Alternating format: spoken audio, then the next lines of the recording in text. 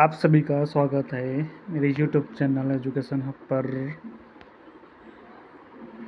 आज की कक्षा है क्लास है कक्षा 10वीं गणित वन शॉट रिवीजन क्लास, जिसके माध्यम से हम क्या करेंगे, महत्वपूर्ण प्रश्नों का हल ज्ञात करना सीखेंगे। तो आज का हमारा जो टॉपिक है, ये जो वीडियो है, ये जो है कक्षा 10वीं गणित निर्देशांक ज्यामिति पर है कि यहाँ से जो प्रश्न जो आएंगे एग्ज़ाम में, उन सभी प्रश्नों को हम कैसे निकालें, उसका मान कैसे जल्दी से ज्ञात करें। ठीक है, तो उनको हम समझने से पहले सबसे पहले जानना चाहेंगे कि ज्यामिति होता क्या है, अर्थात समतल क्या होता है, उसको कितने भागों में बांटा गया है। तो जो भी साथी पहले बार यदि हमारे चैनल पर जुड़े होंगे तो हमारे वीडियो को लाइक करेंगे, शेयर करेंगे और एजुकेशन चैनल को सब्सक्राइब कर लेंगे, ताकि जब कभी आपको इस तरह की जानकारी अपडेट किया जाए तो वो जानकारी आप सभी तक जल्दी से पहुंच सके। निर्देशांक समतल को 4 भागों में बांटा गया है ना। तो कौन कौन से 4 भाग देखिए। सबसे पहले समझिए कि निर्देशांक समतल होता क्या है, वो चीज़ बनते क्या है। तो उसके लिए 2 अक्ष होते हैं, एक अक्ष इनको हम कहते हैं एक्स कहते हैं, है ना, और एक अक्ष इनको हम कहते हैं वाई अक्ष। ठीक है, अर्थात ये एक्स और उनका ये एक्स डेश, ये वाई और ये वाई डेश।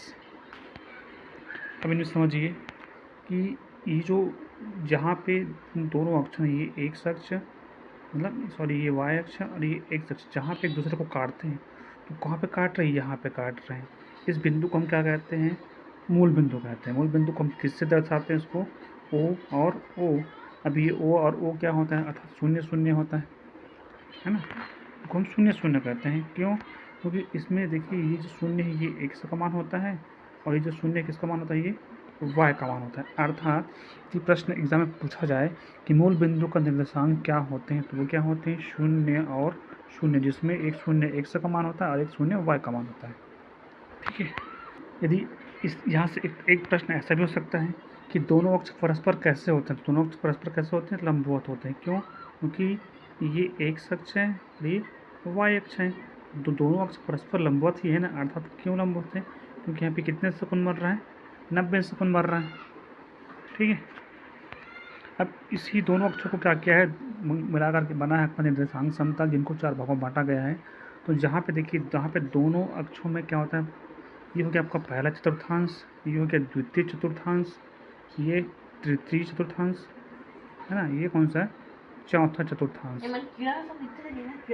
पहले चतुर्थांश में एक्स और वाई का मान क्या होता है, दूसरा में क्या होता है, तीसरा में क्या होता है, चौथा में क्या होता है।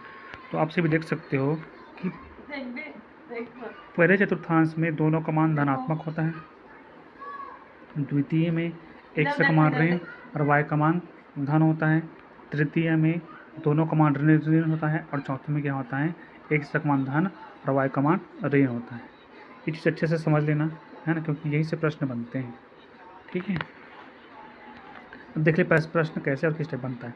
यहाँ पे आप सोच रहे हो कि ये क्या है, तो ये जो ऋण है ये एक्स का मान है और ये जो धन है ये वाई का मान है। अर्थात इसमें एक्स और वाई दोनों का मान धनात्मक, इसमें एक्स का मान ऋण, वाई का मान धन, इसमें एक्स और वाई दोनों का मान ऋण और इसमें वाई का मान एक्स का मान धन और वाई का मान ऋण। चीज़ है बेसिक है। अब इनसे प्रश्न कैसे बनते हैं, किस तरह के आते हैं, वो हम देखते हैं। ठीक है, ऋण 2 और 4 निर्देशांक समतल के किस चतुर्थांश में स्थित होगा, है ना, क्योंकि इसको 4 भागों में बांटा गया है। तो यहाँ पे देखिए, इसमें देखिए एक्स का मान क्या है, ऋण है, और वाई का मान क्या है, धन 4 है। तो जिसमें एक्स का मान ऋण हो, वाई का मान धन 4 हो, तो कौन सा वो होता है, तो एक्स का मान ऋण किस में है, दूसरे में है, और वाई का मान धन किस में, दूसरे में। तो कौन से में से आ जाएगा, ये द्वितीय चतुर्थांश में स्थित होगा। तो परीक्षा में प्रश्नों को आने की संभावना, अर्थात इसी तरह के प्रश्न 2025 में आ सकते हैं, अर्थात आएंगे, इतना श्योर निश्चित है। देखिए ये प्रश्न पे क्या लिखा है, बिंदु लिखा है ऋण 4 और 7 निर्देशांक समतल के किस चतुर्थांश में होगा या स्थित होगा। देखिए इसमें एक्स का मान क्या लिखा है, इसको समझिए। एक्स का मान कितना दिया है, ऋण 4 दिया है ना, और वाई का मान कितना दिया है, धन 7 दिया है। तो जिसमें एक्स का मान ऋण हो और वाई का मान धन हो, तो इस तरह इसको 4 भागों में बांटा गया है। इसमें दोनों मान क्या होते हैं, धन धन होते हैं। इसमें दोनों मान क्या होता है, एक्स का मान ऋण और वाई का मान धन होता है। इसमें दोनों ऋण ऋण, और इसमें क्या होता है x का मान धन y का मान ऋण। तो देख लीजिए x का मान ऋण है y का मान धन है, तो किसमें आ जाएगा, ये द्वितीय चतुर्थांश में आ जाएगा। तो इस प्रकार देखिए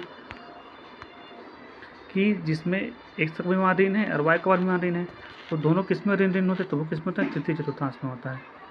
ठीक है, और हमारे वीडियो को तुरंत लाइक कर देंगे, क्योंकि भैया आप लोग वीडियो को देखते हैं, आप लोगों के लिए इतनी मेहनत करते हैं, आप लोग के लिए वीडियो लाते हैं, लेकिन आप लोग देखते हो, स्किप कर देते हो, तो कम से कम उसको लास्ट तक देखा कीजिए, एंड तक देखा कीजिए, और वीडियो को कम से कम लाइक कीजिए, और चैनल को हमारे सब्सक्राइब कर लेंगे।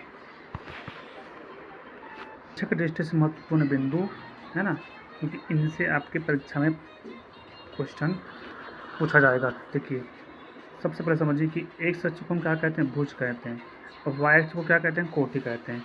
कोई भी जो बिंदु बनते हैं वो दो बिंदु है ना, अर्थात बिंदु में दो तरह के होते हैं, एक तो पहले में एक अक्ष होता है, दूसरा में वाई अक्ष होता है, दोनों मिलाकर के एक बिंदु बनता है। ठीक है, तो इस एक्स को क्या कहते हैं, भुज कहते हैं, और वाई को क्या कहते हैं, कोटि कहते हैं, ये समझ लेना। और दूसरा इसके अलावा दोनों अक्ष परस्पर कह सकते हैं लंबवत होते हैं, लंबवत अर्थात क्या होता है 90 का कोण बनाते हैं दोनों। उसके पश्चात और भी आपका एमपी बिंदु क्या है कि एक अक्ष पर स्थित किसी बिंदु का y निर्देशांक, जिसको हम क्या कहते हैं, कोटि कहते हैं, क्या होती है, उसका मान शून्य होता है। यदि कोई बिंदु जो है वो कहाँ पर स्थित है, एक अक्ष पर स्थित है, तो उस स्थिति में y का मान क्या होगा, y का मान शून्य होगा। अर्थात उसको हम कैसे लिख सकते हैं, x और y होते हैं ना, तो यहाँ पे देखिए y का मान शून्य, तो यहाँ पे क्या आ जाएगा, शून्य, तो ये हो गया x और शून्य। ठीक है, सेम उसी तरह देखिए y अक्ष पर स्थित किसी बिंदु का x निर्देशांक, और x निर्देशांक का कहते हैं भुज कहते हैं, है ना, वो कैसा होता है, शून्य होता है। क्यों होता है, क्योंकि यदि कोई बिंदु y अक्ष पर है तो वहाँ पे क्या होता है, x का मान शून्य होता है ना। ठीक है, लेकिन ये जो मैंने लिखा है वो गलत लिखा है। ठीक है, इसको हम सही क्या होगा, इसका सही हो जाएगा, इनका सही होगा इस तरह का कि x का मान शून्य होता है, तो y कौन हुआ है, क्योंकि x पहले आता है और y बाद में आता है। तो x y में x क्या है, भुज होता है, और y क्या होती है, कोटि होती है, समझ लेना। x भुज है, y कोटि। किसी बिंदु के निर्देशांक 0, 2 है, तो यह y अक्ष पर स्थित होगा। ठीक है, दूसरा इसी प्रकार और किसी बिंदु के निर्देशांक यदि क्या है, 4, 0 है, तो यहाँ x अक्ष पर स्थित होगा। यहाँ से भी मान के चलिए इस बिंदु से आपके एग्जाम में प्रश्न आने की संभावना, क्यों संभावना है, क्योंकि निर्देशांक ज्यामिति से कितने नंबर के प्रश्न आने, 7 नंबर के प्रश्न यहाँ से, 7 नहीं, यहाँ से लगभग मान के चलिए 2 नंबर का, मतलब लगभग 7 नंबर का इसमें से प्रश्न आएगा। 4 नंबर का एक ठो आएगा, है ना, 2 नंबर का एक ठो, और 1 नंबर का एक ठो, मतलब इस तरह का कुल मिला करके मान के चलिए 4, 2, 6, 2, 8, सॉरी 8 नंबर का प्रश्न इसमें से पूछा जाएगा। अगला देखिए, एक अक्ष की प्रवणता 0 होती है, वाई अक्ष की प्रवणता क्या होती है, अपरिभाषित होती है। तो ये कैसे होता है इसको समझिए चलिए, है ना। एक अक्ष की प्रवणता, तो प्रवणता का फार्मूला क्या होता है, y2 माइनस y1 बटा x2 माइनस x1। तो एक अक्ष की प्रवणता अर्थात यदि कोई बिंदु एक अक्ष पर स्थित होता है तो उस स्थिति में क्या होता है, y का जो भी मान होता है वो 0 होता है। अब y का मान 0 है ना, ठीक है, तो y का मान क्या है, मान के 0, तो इनका भी मान पूरा मान 0 हो जाएगा। अब 0 को किसी भी संख्या से यदि भाग दे तो उसका मान क्या होता है, 0 होता है। उसी प्रकार y अक्ष की प्रवणता क्या होती है, तो y अक्ष पर किसी भी जो x होता है उसका क्या होता है, निर्देशांक 0 होता है। जब इनका मान 0 हो तो उनको भाग दें तो क्या होता है, अपरिभाषित अनंत होता है। अब हम एमपी प्रश्नों को हल करते हैं, है ना। देखिए सबसे पहले ऋण 5 y धन 17 बराबर 0 की प्रवणता और y अक्ष पर काटा गया अंतःखंड ज्ञात कीजिए। इस क्वेश्चन को हम हल कैसे करेंगे, सॉल्व कैसे करेंगे, जो प्रश्न है 2018 में पूछा गया था, है ना। तो समझिए, तो दिया है 3x माइनस 5y धन 17 बराबर 0। क्या करेंगे, सबसे पहले हम इनको y बराबर x धन c के रूप में लिखेंगे। ठीक है, उसके पश्चात क्या करेंगे कि इनके बीच में जो ऋण ये जो दिखा ना कितना लिखा ऋण 5y, तो उनका क्या करेंगे पक्षांतर करेंगे। कैसे करेंगे, इनको हम वहाँ से इस पक्ष में लाएंगे तो ऋण का क्या होता है, चिन्हों का परिवर्तन हो जाता है ना, ऋण है तो धन हो जाएगा, तो हो गया धन 5y बराबर 3x धन 17। ठीक है, अब उसके पश्चात क्या करेंगे, यहाँ से जो धन जो 5 है ये यहाँ पे हटानी चाहिए। क्या करेंगे, 5 घटाने के लिए दोनों पक्षों में 5 क्या करेंगे 5 से भाग देंगे, तो क्या होगा यहाँ से जो 5 है वो हट जाएगा और यहाँ पे आ जाएगा दोनों के नीचे में हर कितना आ जाएगा 5 आ गया। अब क्या करेंगे, समीकरण की तुलना y बराबर x धन c से करेंगे, है ना। तो तुलना करने पर क्या होगा, वन कितना आ गया 3/5 आ गया, इसको इनको क्या कहते हैं प्रबंधक कहते हैं, और सी का वन कितना आ गया 17/5। ठीक है, तो उसका आंसर। तो इसी तरह के प्रश्न मांगे चलिए आपके एग्जाम में पूछे जा सकते हैं। ये कितने नंबर अंकन का है, 2 नंबर का प्रश्न है, ध्यान रखेंगे। ठीक है, उसके अलावा और कौन से प्रश्न हैं जो भी एग्जाम बन सकता है, तो वो देखो प्रश्न लिखा है, 2 बिंदुओं P2 1 Q 5 7 से जाने वाले रेखाओं की प्रवणता याद कीजिए। तो इसके लिए सबसे जरूरी चीज़ यही है कि आपको इन सभी के फार्मूले अच्छे से याद हो, तब इन प्रश्नों को आप हल कर सकते हो। चलो इनको हम हल करते हैं। देखिए हल दिया है, बिंदु कौन कौन से बिंदु दिया है, P का मान दिया 2 1, Q का मान दिया 5 और 7। तो यहाँ पे देखना ये है कि ये जो प्रश्न कब पूछा गया है, मान चलिए जो प्रश्न है 2023 में आया है ना, तो इनके आने की संभावना इस बार भी है। ठीक है, देखिए तो कोई भी जो बिंदु होता है ना कोष्टक के अंदर, कोई भी बिंदु है तो उनमें जो सबसे पहले हमें वो x का मान होता है और जो बाद में वो y का मान होता है, क्योंकि x से पहले आता है और y बाद में आता है। तो यहाँ यदि एक बिंदु है तो x y होगा। अब 2 बिंदु यहाँ पे आपको 2 बिंदु दिख रहे हैं ना, तो क्या होगा इसका, ये होगा x1 y1 और ये वाला जाएगा x2 और y2। तो उसको हमने यहाँ पे लिख लिया है, x1 का मान 2 है, y1 का मान 1 है, x2 का मान 5 है और y2 का मान 7 है। अब फार्मूला में रखना है कि रेखा की प्रवणता बराबर क्या होती है, तो रेखा की प्रवणता बराबर होती है y2 माइनस y1 बटा x2 माइनस x1। बस फार्मूले में क्या करना, मान को रखना है। तो क्या हो गया, 7 ऋण 1 बटे में 5 ऋण 2, तो 7 में 1 घटाएंगे तो कितना हो जाएगा 6 आ गया, और 5 में 2 घटा कितना गया 3। अब 3 से भाग करेंगे 6 का तो कितना गया 2, ये उसका फाइनल आंसर है ना। तो इसी तरह के आपको मान के चलिए एग्जाम में प्रश्नों के आपको देखने को मिलेंगे। अगला प्रश्न क्वेश्चन नंबर 3 देखिए, बिंदु 3 4 की मूल बिंदु से दूरी ज्ञात कीजिए, और ये जो प्रश्न है 2020 में पूछा गया था। तो इनको हम कैसे कर, देखिए हल दिया है, बिंदु 3 4 कि किससे बोला गया है मूल बिंदु। तो मूल बिंदु क्या होता है जानते हो, कि जहाँ पे दोनों अक्ष एक दूसरे को परस्पर प्रतिच्छेद करते हैं, काटते हैं, उस बिंदु को हम क्या कहते हैं मूल बिंदु कहते हैं। अर्थात मूल बिंदु पे x का भी मान 0 होता है और y का भी मान 0 होता है। ठीक है, अब यहाँ पे देखिए इसको हम करेंगे, तो x1 का मान पे 3 है, y1 का मान 4 है, x2 का मान 0 है और y2 का मान 0 है। तो इनको लगाएंगे हम दूरी का सूत्र। दूरी का सूत्र क्या होता है वर्गमूल के अंदर x2 माइनस x1 कोष्टक बंद पूरे का वर्ग धन y2 माइनस y1 कोष्टक बंद पूरे का वर्ग होता है। अब क्या करेंगे, इस फार्मूले में हम जो यहाँ पे निकाले हैं ना, उस मान को यहाँ पर जाके रख देंगे। मान है 3, x1 का मान है 0 है ना, धन y1 का मान है, y2 का मान है 4 और y1 का मान है 0। ठीक है, पूरे का वर्ग। तो 3 में यदि हम 0 घटा देंगे तो कितना समान 3, और 4 में 0 घटाएंगे तो कितना बचेगा 4। तो 3 का वर्ग करने पर 9 और 4 का वर्ग करने पर कितना गया 16। दोनों को जोड़ेंगे कितना, तो 16 और 9 हो जाता है 25। अब 25 किसका वर्ग आता है, वो 5 होता है। तो इसका आंसर कितना है लास्ट में 5 इकाई। जो भी प्रश्न हल करेंगे तो लास्ट में उसकी मात्रक लगाना नहीं भूलना है ना, क्योंकि दूरी की मात्रक क्या होता है हमेशा इकाई होता है। तो यहाँ पे इसका आंसर कितना गया 5 इकाई। तो मान के चलिए इसी तरह के प्रश्न इस एग्जाम में आ सकते हैं। ये भी कितने नंबर का प्रश्न है, 2 अंकों का ही प्रश्न है। अब अगला क्वेश्चन देखिए, अभी हमने क्या निकाला, बिंदु से मूल बिंदु को दूरी निकाली। अब से वही प्रश्न है कि पहले क्या दिया, मूल बिंदु से बिंदु 2 2 के बीच की दूरी ज्ञात कीजिए। तो उसमें पहले बिंदु था, इसमें अब मूल बिंदु पहले है, तो बस नाम बस क्रम बस बदले जाएगा ना, कि पहले दिया क्या है मूल बिंदु दिया है 0 0, बिंदु क्या होता है 2 2 था। तो मूल बिंदु आपको दिया नहीं रहता, समझना पड़ता है कि मूल बिंदु होता क्या है। ठीक है, तो यहाँ पे x का मान 0 है, y का मान भी 0 है ना, x2 का मान 2 है और y2 का मान 2 है। मान को रखेंगे फिर से वही है, दूरी सूत्र हम रखेंगे फार्मूला को, तो वही होता है कि वर्गमूल x2 माइनस x1 का वर्ग धन y2 माइनस y1 कोष्टक बंद पूरे का वर्ग, मान को रख देंगे 2 माइनस शून्य का वर्ग धन 2 ऋण शून्य का वर्ग। तो शून्य 2 में शून्य घटाएंगे तो 2 बचेगा, है ना, जानते हो।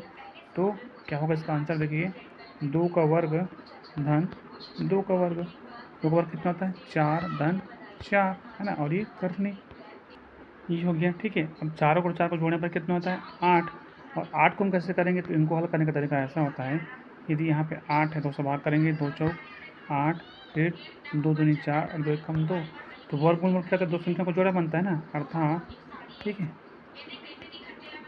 देखिए यहाँ पे 3 अंक दिए हैं, लेकिन हमको क्या करना है, वर्ग मतलब 2 होता है, 2 संख्या को जोड़ी बनाएंगे तो इनमें से एक तो बाहर निकल गया और इनके लिए कोई जोड़ी नहीं बन रहा है, तो ये करने के अंदर रहेगा, तो इसका मान कितना गया 2 वर्गमूल 2 इकाई। ठीक है, चलिए अब हम देखते हैं अगला क्वेश्चन, हमारा एमपी प्रश्न है क्वेश्चन नंबर 5 कि सरल रेखा का समीकरण ज्ञात कीजिए जिसकी प्रवणता कितना दिया है 7/3 है तथा रेखा बिंदु 6 शून्य से होकर जाती है। ये एमपी प्रश्न है, ये भी 2022 में पूछा जा चुका है और ये कितने अंकों का प्रश्न है, 4 अंकों का प्रश्न है। तो इनको हम समझते हैं कि इनको हम कैसे हल करें परीक्षा। यहाँ पे आपको दिया क्या है, दिया है एम मतलब होता है प्रवणता का मान कितना दिया 7/3 दिया, बिंदु कितना दिया 6 और शून्य दिया है। ठीक है, जिसमें से 6 किसका मान है, x का मान है, और शून्य किसका मान है, y का मान है। ठीक है, तो सबसे पहले सरल रेखा का समीकरण का आपको फार्मूला याद होना चाहिए, वो होता है सरल रेखा का समीकरण, चूँकि सरल रेखा का समीकरण बराबर होता है कि y बराबर mx का गुना धन c होता है। अब क्या करेंगे, इस समीकरण में हम क्या करेंगे, एम का मान रख देंगे, है ना। तो एम का मान रखने पर क्या होगा, देखिए वाई बराबर हो जाएगा, एम की जगह पे क्या रखेंगे 7/3 रख रहे, बाकी चीज़ वही है, तो ये बन गया आपका समीकरण 1। उसके सब क्या करेंगे, ये जो समीकरण 1 है ना, समीकरण 1 रेखा बिंदु 6 शून्य से होकर जाती है, अर्थात क्या करेंगे, इस समीकरण 1 में क्या करेंगे, x की जगह पे 6 रखेंगे और y की जगह पे क्या रखेंगे, शून्य रखेंगे, x और y का मान रखेंगे। तो y का मान कितना रखें, यहाँ पे शून्य रखा, x का मान कितना रखें 6 रखें, है ना, अर्थात इस तरह हो जाएगा, देखिए जाएगा 0 बराबर 7/3, है ना, गुना कितना 6 धन c। तो इस देखिए 7/3 है, ये गुना 6 है, तो भाग जाएगा, 3 से काटेंगे इसको हम कितने बार में, 2 बार में, है ना। तो क्या बचा, क्योंकि 0 बराबर 7 गुना 2 करें कितना गया 14 धन c। ठीक है, तो यहीं पे भाग किया तो कितना बचा, 0 बराबर 14 धन c। अब क्या करेंगे, c का मान निकालेंगे, तो c का मान निकालने के लिए क्या करेंगे, 14 का इधर करेंगे पक्षांतर, तो यहाँ पे धनात्मक है तो इधर के आने का पता चल जाएगा ऋणात्मक हो जाएगा, तो ये आ गया कितना c का मान ऋण 14। अब क्या करेंगे, इस c का मान को समीकरण 1 में हम रख देंगे, समीकरण 1 में c का मान रखेंगे तो क्या होगा, y बराबर 7/3 गुना में x धन ऋण 14। अब देखिए यहाँ पे ऋण और धन को गुना क्या होगा, करने पर ऋण होता है, तो यहाँ पे क्या ऋण 14। ठीक है, ये वहाँ पे हमने क्या किया, y का मान c का मान रखा, तो कैसा था ये, y बराबर था 7/3, है ना, गुना x ऋण कितना था 14 आया था। तो यहाँ पे हर इनका हर कितना 1 है, इनका हर कितना 3 है, तो क्या करना पड़ता है, हर को बराबर करना पड़ता है। कैसे करते हैं, इस 1 का गुना करेंगे हम यहाँ पे 7 से, इनका गुना करेंगे यहाँ पे 14 के साथ, और गुना करेंगे इनका, तो 7 गुना करने पर कितना गया 7 1 से, तो फिर बीच में कितना लगा ऋण, यहाँ पे ऋण आ गया। ठीक है, गुना करेंगे 3 का 14 के साथ, तो कितना गया ऋण 42, और इनका गुना करेंगे तो कितना गया 3। यहाँ पे हमने कैसे किया, 3 गुना किया। ठीक, उसके साथ देखिए अब ये y का बटा कितना है 1 है, तो क्या करेंगे 3 का गुना करेंगे y के साथ और 1 का गुना करेंगे इन दोनों के साथ, तो 3 गुना y करने पर 3y और इनका गुना करने पर 7 1 से ऋण 42। अब क्या करेंगे, इस 3y को करेंगे पक्षांतर, क्या हो जाएगा, केवल इनका इधर ले आएंगे, तो हो जाएगा 7 1 से माइनस में 3y माइनस 42 बराबर 0। ये क्या है, सरल रेखा का समीकरण निकल गया। ठीक है, तो आई होप आशा करता हूँ कि आप सभी को वीडियो समझ में आ रहा होगा, है ना। चलिए एक और प्रश्न हम करते हैं 4 नंबर पे, क्योंकि ये भी आ सकते हैं, क्योंकि सभी जानते हैं कि 4 नंबर के जो प्रश्न होते हैं उनमें अथवा होते हैं, है ना। x तथा y में एक संबंध ज्ञात कीजिए ताकि बिंदु x y बिंदुओं 7 1 और 3 5 से कैसे हो समदूरस्थ हो, और ये जो प्रश्न है ये भी बहुत ही एमपी क्वेश्चन है। ये जो क्वेश्चन है 2019 और 2021 में पूछा गया था। इस बार भी प्रश्न के आने की संभावना है ना। देखिए क्या होता है, इनको हम करेंगे, सॉल्व करते हैं। माना पी एक्स वाई दिया है इनको, है ना, पी इनको मान लेते हैं, पी मान लेते हैं एक्स वाई बिंदुओं किसका, इसको मान लेते हैं ए 7 1 वाई, इसको मान लेते हैं बी 3 5 से कैसे समदूरस्थ है। तो समदूरस्थ का अर्थ होता है कि समान दूरी पर स्थित, अर्थात क्या होगा, पी ए बराबर हो जाएगा पी बी, है ना, यहाँ पे हो जाएगा तब पी बराबर पी बी। तो पी का मान कितना है, 100, यहाँ पे 100 आ गया। ए का मान कितना है, 7 1, यहाँ पे 7 1 आ गया, है ना। उसके बाद देखिए फिर से पी का मान कितना है, 100 है, तो यहाँ पे 100 आ गया। बी का मान कितना है, 3 5, यहाँ पे 3 5 आ गया। अब यहाँ पे लगाएंगे समदूरस्थ अर्थात यहाँ पे लगाएंगे दूरी वाला फार्मूला। तो क्या होता है, वो होता है दूरी वाला फार्मूला कि x2 माइनस x1 का वर्ग धन y2 माइनस y1 का वर्ग होता है, और आपके सामने में करनी।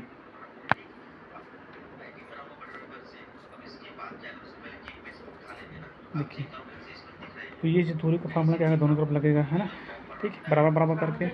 अब क्या करेंगे यहाँ से कि दोनों पक्ष में क्या लगा है, करने लगा है, तो करने को हम कैसे हटा सकते हैं, वर्गमूल को हटाने के लिए दोनों पक्ष में क्या करेंगे, वर्ग करने पर तो वर्ग कर देंगे।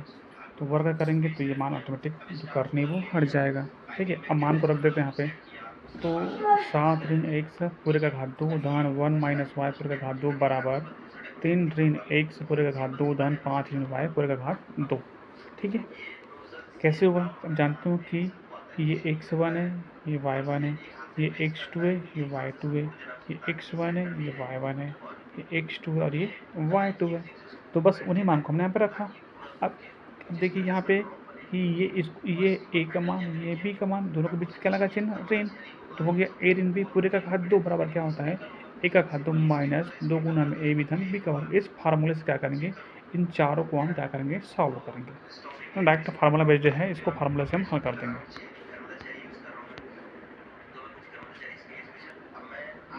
हमने दोनों पक्ष वर्ग किया तो वो करनी हट गया, ठीक है। तो इसको हम सॉल्व करेंगे, क्या होगा, तो 7 का वर्ग जाएगा 7, है ना, 7 का वर्ग कितना आ गया 49 माइनस 2 गुना 7 गुना x बराबर इन 14 x धन x का वर्ग धन 1, है ना, 1 का वर्ग कितना होगा 1 और ऋण 2 गुना में 1 और y कितना होगा ऋण 2y धन y का वर्ग बराबर हो जाएगा, इनका वर्ग करने पर 9, है ना, 2 तिया ऋण 6x, है ना, धन x का वर्ग धन 5 वर्ग कितना जाएगा 25 और ऋण 2 गुना में 5 y तो ऋण 10y धन y का वर्ग।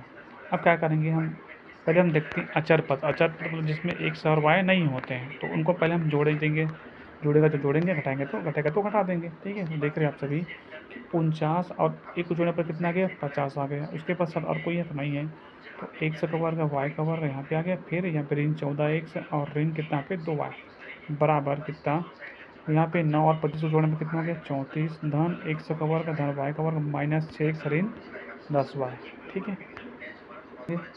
पक्षांतर करेंगे, है ना, अर्थात एक पक्ष के है उस पक्ष क्या करेंगे, दोनों में से एक तरफ उसको ले आएंगे। हमने क्या किया, इस तरफ जो भी मानते हैं उसको हम इस तरफ ले आए। देख लीजिए क्या होगा, हटाएंगे तो कि x का वर्ग धन y का वर्ग माइनस x का वर्ग माइनस y का वर्ग minus 14x plus 6x minus 2y plus 10y plus 15 minus 34 is equal 0, ठीक है। अब देखिए हटाएंगे तो ये x का वर्ग माइनस x का वर्ग 0 हो जाएगा, y का वर्ग माइनस y का वर्ग ये भी 0 हो जाएगा, है ना। और इनमें देख रहे हो कि एक ऋण है एक धन है, तो ऋण और धन में क्या होता है, इसको घटाते हैं। बड़ा कौन है, ऋण वाला बड़ा है, तो ऋण कितना गया यहाँ पे 8x घटाने के पश्चात इसमें बड़ा कौन है 10y बड़ा है, इसका चिन्ह क्या धन है, तो यहाँ पे धन 8y और इसमें घटाएंगे कितना गया धन 16 बराबर 0। उसके पश्चात देख रहे हो कि सभी में कितना है, यहाँ पे 8 है, यहाँ भी 8 है, यहाँ कितना है 16 है, अर्थात क्या है सभी 8 का गुणनखंड है ना। तो क्या करेंगे, यहाँ से पूरे से हम ऋण 8 को बाहर निकाल देंगे उभयनिष्ठ के रूप में। तो जो बचा उसको लिखेंगे, ऋण बाहर निकाल रहे तो x का मान क्या होगा धन हो जाएगा, यहाँ पे ऋण और यहाँ पे ऋण। तो लास्ट में इसका फाइनल आंसर कितना आ गया, x का मान, है ना, पूरे में समीकरण क्या निकला संबंध कि x माइनस वाई माइनस 2 बराबर 0, ये हो गया इसका उत्तर, ठीक है। क्वेश्चन नंबर 7 को भी हल करते हैं। देखिए क्या लिखा है, यदि P बराबर PB हो तथा बिंदु A और B के निर्देशांक क्रमशः कितना दिया है 2 0 ऋण 2 4 हो और P कहाँ पे है, y अक्ष पर स्थित हो, तब P के निर्देशांक ज्ञात कीजिए। तो जो दिया है उसको हम पहले लिख लेते हैं। चलिए इसको हम सॉल्व करते हैं। दिया है A का मान कितना दिया है, 2 शून्य दिया है। B का मान कितना दिया है, ऋण 2 और 4 दिया है ना। अब क्या बोला गया है कि चूंकि P कहाँ पे है, y अक्ष पर स्थित है। तो जब कोई भी बिंदु यदि y अक्ष पर स्थित होता है तो उस बिंदु का निर्देशांक क्या होता है, वो होता है कि यदि y पर है तो y पर होता है तो क्या तब होता है जब x का मान 0 और y का मान y होता है, अर्थात x का मान 0 होता है, y का मान y होता है ना। तो क्या हो जाएगा कि P y अक्ष पर स्थित है, इसलिए क्या होगा, y अक्ष पर स्थित x का निर्देशांक 0 होता है ना, जैसे मैंने बताया। तो P का निर्देशांक क्या हो जाएगा, 0 और y होगा। अब आपको दिया क्या है कि चूंकि P बराबर P भी दिया है, ठीक है, बस मान को लगा देंगे। P का मान क्या था, 0 y था, A का मान क्या था, 2 शून्य था, बराबर P का मान 0 y और B का मान ऋण 2 और 4। तो फिर से लगाएंगे दूरी का सूत्र, है ना। तो क्या होता है कि x2 माइनस करनी होता है ना, ऐसा करने होता है x2 माइनस x1 पूरे का वर्ग धन y2 माइनस y1 कोष्टक में पूरे का वर्ग होता है। तो उसी को हम दोनों पक्षों में लगा देंगे, ये लग गया। अब यहाँ चूँकि दोनों पक्षों में क्या करने लगा है, तो करने को कैसे हटाते हैं, बताया था कि दोनों पक्षों का हम क्या करेंगे, वर्ग करेंगे। वर्ग करने से क्या होता है, करनी हट जाती है, ठीक है। अब हम मान को रख दिए, तो चलिए इसको हम फिर से हल करेंगे। 2 में 0 घटाएंगे तो 2 बचेगा, है ना। तो 2 का घात 2 लग गया, धन 0 माइनस y, तो इसमें घटाएंगे 0, है ना, तो उसमें केवल y बचेगा। तो y का वर्ग हो जाएगा बराबर, यहाँ से भी सेम वैसे ही ऋण 2 का वर्ग धन, इसको हम सूत्र से हल करेंगे तो 4 का वर्ग, है ना, ऋण 2 चौक 8 y धन y का वर्ग। चलिए तो 2 का वर्ग 4, है ना, और ये धन y का वर्ग बराबर 2 का वर्ग 4 धन 4 का वर्ग 16 ऋण 8 y धन y का वर्ग, y का वर्ग माइनस, है ना, y का वर्ग धन, और ये माइनस नहीं है, धन 4 ऋण 20 धन 8 y माइनस y का वर्ग। तो y का वर्ग और y का ऋण y का वर्ग 0 हो जाएगा। फिर ऋण 20 में कितना जोड़ेंगे, 4, तो कितना होगा, ऋण 16 धन 8 y। तो यहाँ से देखिए क्या करेंगे हम, ऋण 16 को करेंगे पक्षांतर तो हो जाएगा धन 16। यहाँ से y का मान निकालेंगे तो कितना गया, 16 बटा 8 बराबर 2, ठीक है। अर्थात पी के कितना गया, 0 और 2 है करके। तो मान के चलिए अर्थात निर्देशांक ज्यामिति से जो प्रश्न आएगा वो लगभग ऐसा ही प्रश्न आएगा, है ना, 2 नंबर का, कि या तो दो बिंदुओं के बीच की दूरी निकालिए हो सकता है, रेखाओं के प्रवणतक हो सकता है, या प्रवणता या अंतःखंड ज्ञात करने के हो सकते हैं। तो इसी तरह के प्रश्न आपको देखने को एग्जाम में मिलेंगे। उसके अलावा 4 नंबर का प्रश्न तो सरल रेखा का समीकरण है, समदूरस्थ वाला, इस तरह का प्रश्न आपको मिल जाएगा। उसके अलावा जो आलेख होता है, जो ग्राफ होता है, वहाँ से केवल 4 नंबर का प्रश्न पूछा जाता है, अथवा ग्राफ बनाने के लिए आता है। तो अब ग्राफ के प्रश्नों को हम कैसे हल करें, उनको समझते हैं। अगला क्वेश्चन नंबर 8, एक व्यक्ति ने अपनी गाड़ी में 5 लीटर पेट्रोल भरवाया। 5 दिनों में बचे हुए पेट्रोल की मात्रा व दिनों को सारणी में दर्शाया गया है ना, अर्थात दिन और बचे हुए पेट्रोल की मात्रा लीटर में। दिन कितने हैं, 1 दिन, 2 दिन, 3 दिन, 4 दिन और 5 दिन।